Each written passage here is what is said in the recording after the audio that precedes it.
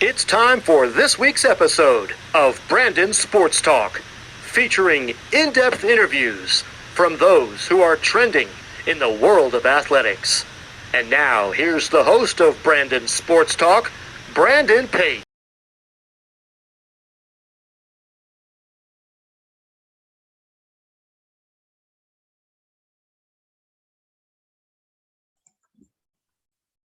Welcome back to Brandon Sports Talk. In today's episode, I have the privilege to interview the Georgia Southern's Director of Performance Nutritionist, Kate O'Connor. How are you doing today? I'm doing well. How are you? I'm doing good. Can you talk about how you knew that you wanted to get into college athletics on the inside college athletics part? Yeah, so in high school, I played 3 sports: soccer, tennis, and basketball. So, I was always on the go and I was very tired. Like I was just barely making it through. Um, and then kind of looking in to see what I can do, it kind of went further where my friends and teammates were asking, oh, how did you gain weight? Or how did you get faster? So then it kind of spiraled me into looking at where I wanted to go to school. I originally wanted to do accounting. So then I had to change all of my college applications for nutrition at the very last second. Of course, what was it like going to Vermont and studying in sports nutrition? So to kind of become a dietitian, you have to do a bachelor's degree in dietetics, which is a specific course load geared towards becoming a dietitian. So they were very basic classes, anatomy, biology, some nutrition classes, but you don't really get into the bulk of it until probably your last year. So it was very almost off-putting to me personally, only because I knew I wanted to do sports and there's really no sports nutrition undergrad program. So you kind of have to suffer through the first 4 years to finally get into your real interests. Of course, what was it like when you got into that interest of the nutritionist side and the sports side? So it was definitely a big change of pace. When I went to grad school at Florida State, I knew I wanted to go there. I knew like they have a specific sports nutrition program and I was very excited, but I had no idea what I was going to get myself into. It's kind of looked upon as the dietitians just do snacks or they set up meals, but it's so much more than that, and I guess I didn't realize. So it was very overwhelming. What was it like when you got that internship with Florida State to work in the sports nutritionist side? Yeah, it was overwhelming. I just didn't really know what I was getting myself into. But I will say it was probably one of the best experiences I've had, especially just from the people you meet and the mentors you get. Of course, as an intern, what was it like working with the men's lacrosse team and the basketball team? That was in my undergrad, and they didn't really have a program, a sports nutrition program. So it was a lot of your basic education. There was only one dietitian for the entire UVM teams, and they were very new to it. So it was still kind of growing in that aspect. So it was kind of difficult. Of course, what was it like coming to Florida State after obviously previously working in the medical field? It was almost a breath of relief because after my undergrad, I really didn't know how to navigate the realm of applying for an internship, which you need to get matched to become a dietitian. So as I was coming into that late, I decided to take a year off before grad school and enter and work in a hospital back in Vermont. And I knew I didn't ever wanted to work in a hospital. So it was kind of just feeling like I was a step back from where I wanted to be. But again, it kind of helped me grow in the clinical field to help prepare me for what's to come. Of course, how did working in the medical field help you to where you are now, working in sports as a sports nutritionist? Working in a hospital kind of prepares you in ways that you don't really think you're going to use. So the whole other side of ordering meals and snacks is the clinical nutrition route, where you have athletes who might have diabetes or GI distress, like sickle cell disease, where those kind of things are more so nutrition related, where we can help prevent and um, kind of take back the side effects, rather than other fields where strength conditioning, athletic training, they don't get to do those only because they're not certified to do so. So it kind of gives you another sense of respect and validation in the career field as well. What were some of your roles during your time at Florida State? So I started off as a volunteer working in the smoothie bar, which almost all sports dietitians can attest to. They know that feeling. And then I became an intern through our our sports nutrition internship program. So I kind of got more of a responsibility in terms of setting up meals. I was in charge of some of the student volunteers in the smoothie bar. I would go to lifts, practices, help with hydration and fueling before, during, and after those things. What was it like obviously getting to work with the Florida State football program? I would say it's kind of an experience like no other, just in my perspective, because you don't notice all of the hard work that kind of goes into each season. Especially I was there when the staff kind of coaching change went over. So seeing everything that changed from the previous staff to the new staff, it was a lot eye-opening for sure. Of course, how has obviously working with Florida State and being in the ACC helped you to where you are now at Georgia Southern? I would say for my experience I'm only 25, but I got a director role when I was 24. So that's kind of an unconventional route for sure, because since I had all that experience, plus all like the back end logisticals of how to run a ACC Power 5 program and budget aspects, how to set up travel meals and BEOs for away games. Like, not every intern is going to get that. But because I kind of went above and beyond, it set me up for success. So I didn't have to kind of do those smaller roles to get to where I am right now. What was that feeling like when you got the director role in performance nutrition at Georgia Southern? I felt surprised, to be honest, because like I said, a lot of times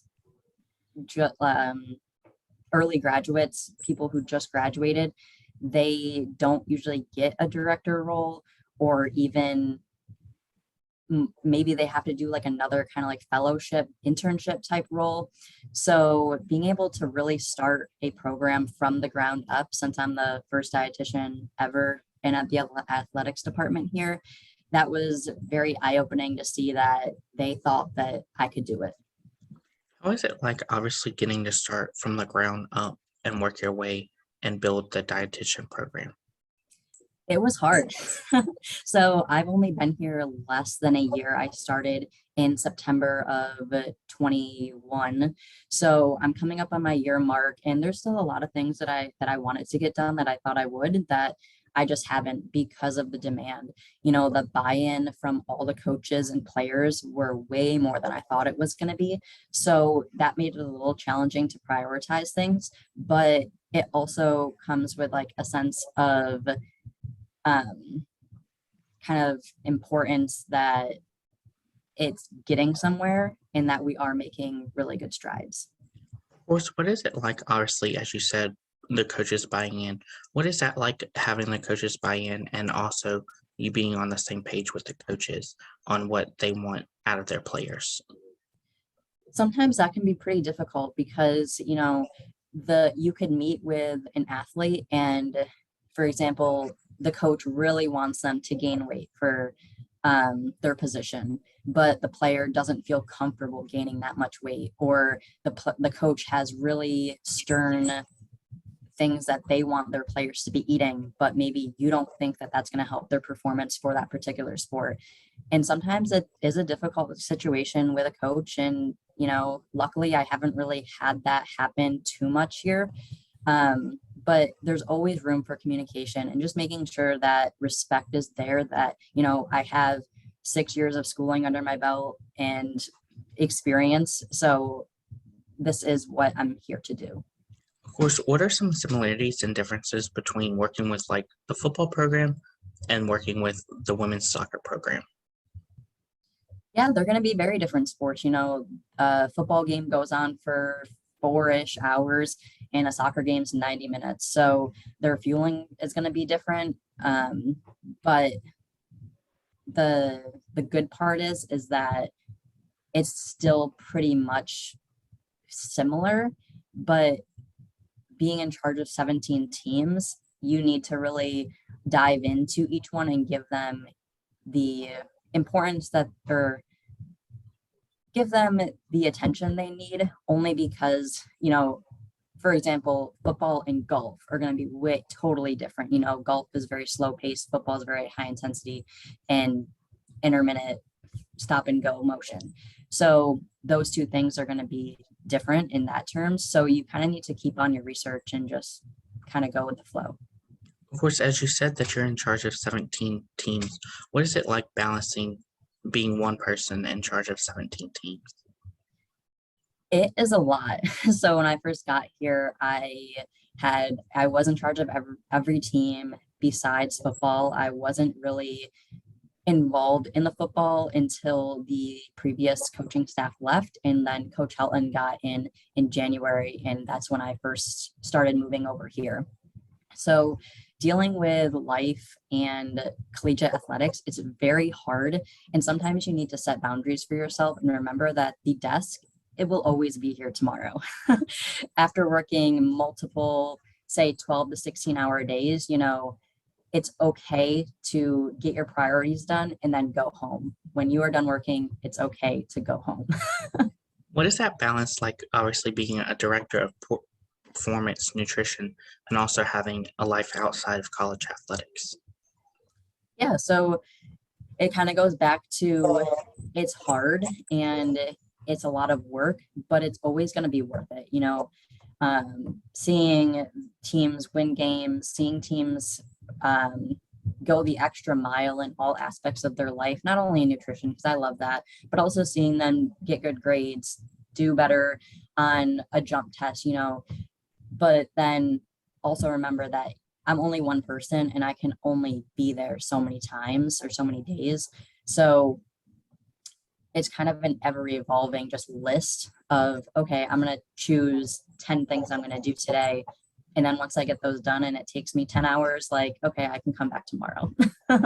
What are some of your favorite memories and moments as a director of performance nutrition? I think my favorite part of working in college athletics is seeing the freshmen come in, sometimes the early enrollees that come in before they even graduate high school and they know nothing. Like they're just happy to be here. They're happy to get the work done.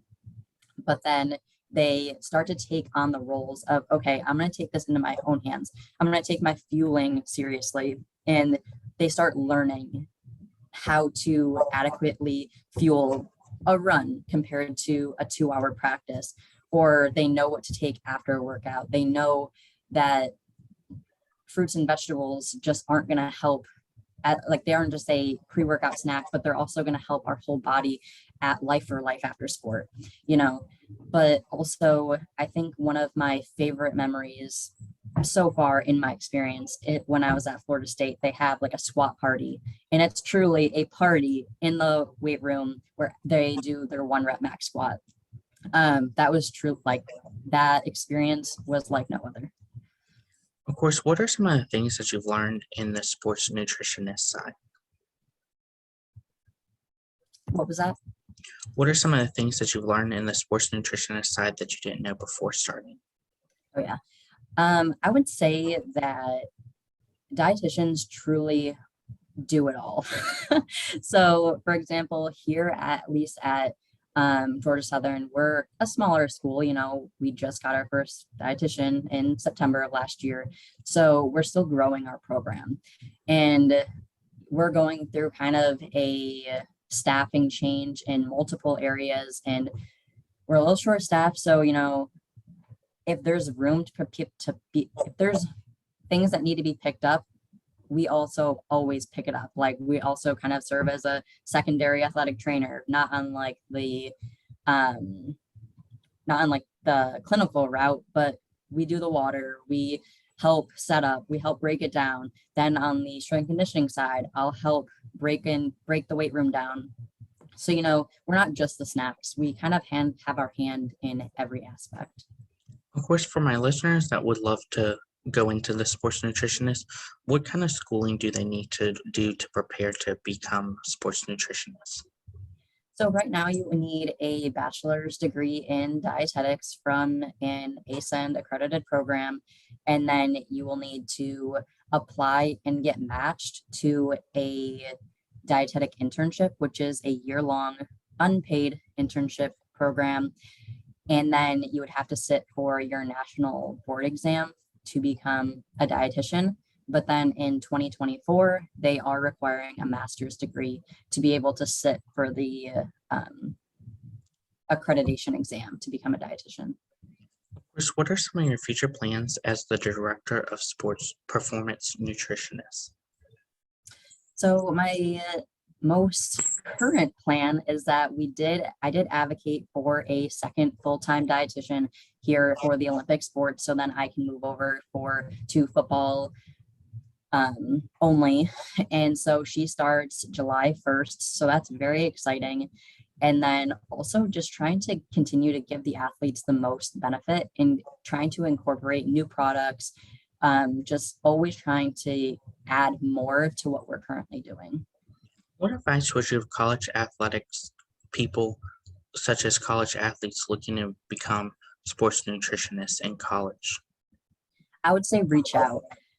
Everything kind of starts with who you know and maybe what they can do for you. Of course, it's nice to just have a conversation with someone, but you can always give someone value and they can always give you value. So if you reach out to someone in the field, whatever field you want to work in college athletics, I'm sure someone would be able to take you on under their wing and let you volunteer for X amount of hours a week, just get something in, because that's what's going to show you what college athletics really is. Because I can truly say, as much as I knew I wanted to work in college athletics, I never would have thought I would be doing everything I'm doing now then. Of course, what advice would you give people that are looking to get into college athletics working on the sports nutritionist side? So definitely reach out to as many sports dietitians as you can in your area. We are always looking for help. Always.